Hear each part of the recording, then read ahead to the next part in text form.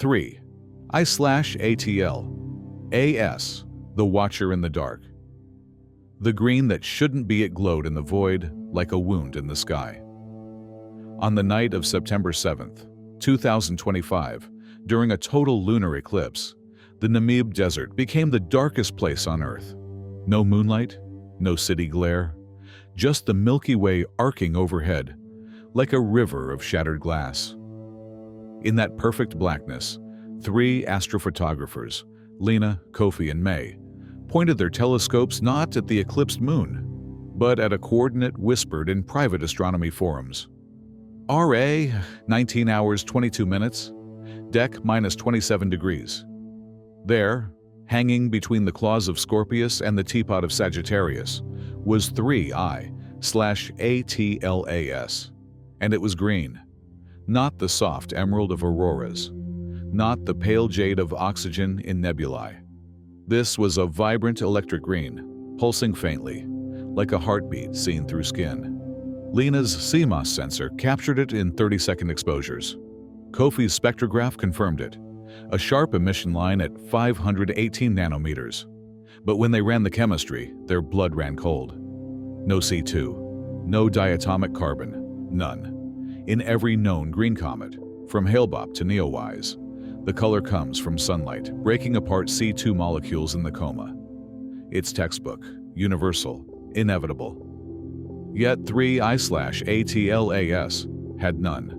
Its coma was dominated by carbon dioxide, with traces of nickel vapor and hydrogen cyanide. Water, barely detectable, less than 1% of typical comets.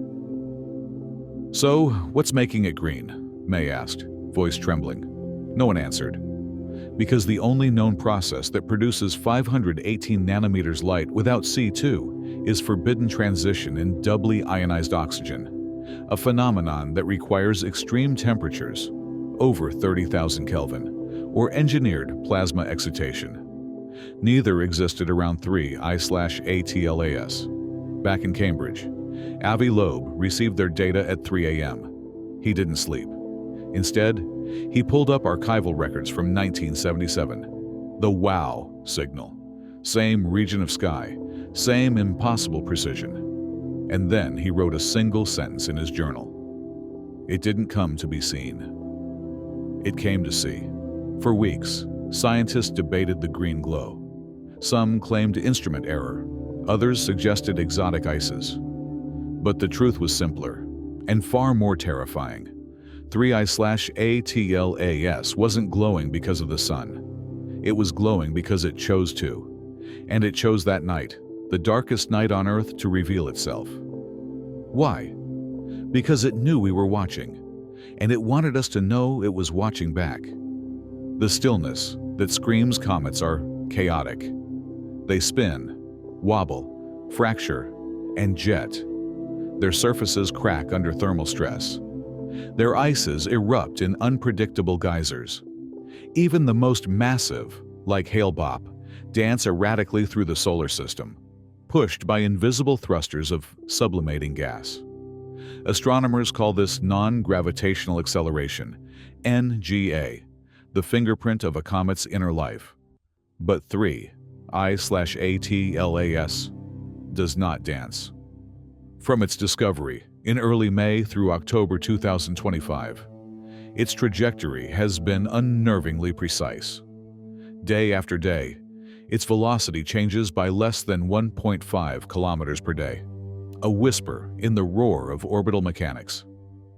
Compare that to 2I/Borisov, the normal interstellar comet, 100 kilometers per day of NGA, or Hale-Bopp, 10 kilometers per day, or Oumuamua, at its peak, over 1,000 kilometers per day. A wild, tumbling sprint through the inner system. 3I/ATLAS moves like a bullet, fired from a railgun. Straight, silent, unyielding. Dr. Elena Marquez, now promoted to lead trajectory analyst at JPL after her early warnings, spent weeks trying to explain it. She modeled every known outgassing scenario: CO2 vents, nickel sublimation, cyanide jets. All predicted massive deviations. None matched observation. It's not that it's resisting acceleration, she told a closed session of the International Astronomical Union. It's that it's canceling it out. Like it has internal thrusters firing in perfect opposition to every natural force. The implication hung in the air, unspoken but felt by all.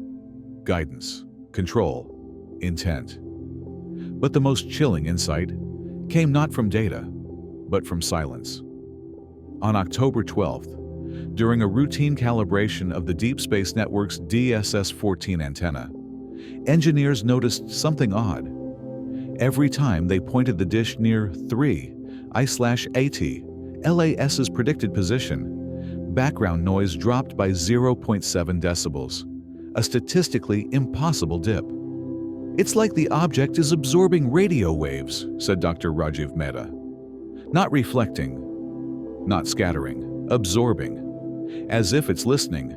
And then came the Namibia images again, this time analyzed by Dr. Lena Kovac using polarization filters. The green glow wasn't isotropic.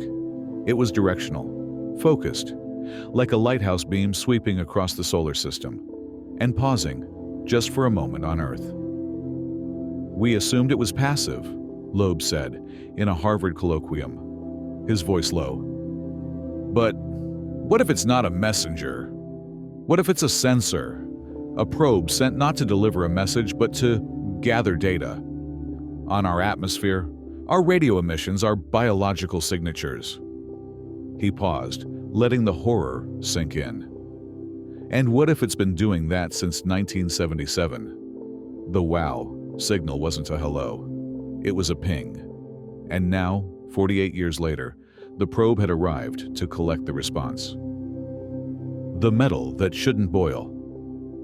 Nickel doesn't vaporize in the cold.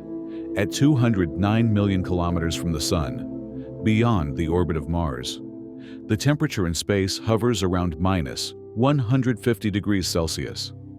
At that distance, even water ice remains frozen. Carbon dioxide sublimates only under direct solar exposure. But nickel, its boiling point is 2,913 degrees Celsius. It should be locked in rock, inert, silent. Yet 3I/ATLAS was venting nickel. Not traces, not dust. A dense plume of atomic nickel detected by spectrographs across Europe and Chile. And not just nickel, nickel tetracarbonyl, a volatile compound that decomposes at just 60 degrees Celsius, releasing pure nickel and carbon monoxide.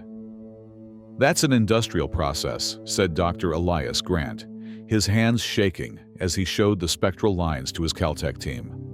The MON process. We use it to purify nickel for jet engines, for spacecraft alloys. It requires precise temperature control, catalysts, and a closed-loop system, none of which exist on a comet. Unless the comet is the system. The theory spread like wildfire in classified channels. 3I/ATLAS isn't shedding material. It's recycling it, using solar energy to drive endothermic reactions, refining raw interstellar dust into high-purity metals, then reassembling them into something.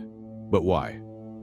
One answer emerged from an unlikely source, Dr. Anya Petrova, a materials scientist working with Loeb. She ran simulations of nickel vapor in microgravity under ultraviolet exposure. The result? Self-assembling nanostructures, conductive filaments that could form circuits, antennas, or even primitive sensors. It's not building a ship, she realized aloud. It's building eyes. And those eyes were already open. On October 18th, amateur astronomers in Australia reported a new anomaly. 3I/ATLAS's coma had developed a lens-like distortion. Light from background stars bent around it in ways inconsistent with gas density. The effect matched gradient index optics, a technology used in advanced camera lenses and surveillance systems. It's focusing light, Petrova whispered, not just reflecting it, focusing it onto a surface we can't see. Back in Namibia, Lena returned to the desert with a new camera, one sensitive to infrared polarization. On the night of October 20th, she captured a single frame that would change everything. In it, 3I/ATLAS wasn't just glowing green. It was pulsing, not randomly, but in a pattern that matched Earth's radio leakage. The 24-hour cycle of global broadcasting, the rise and fall of cell tower emissions, the rhythmic hum of power grids, as if it were synchronizing with us. When she sent the image to Loeb, his reply was 3 words: "It knows time." And in that moment, humanity understood the true terror of 3I/ATLAS. It wasn't here to collide. It wasn't here to communicate. It was here to observe. And observation, in the silence of deep space, is the first step toward judgment.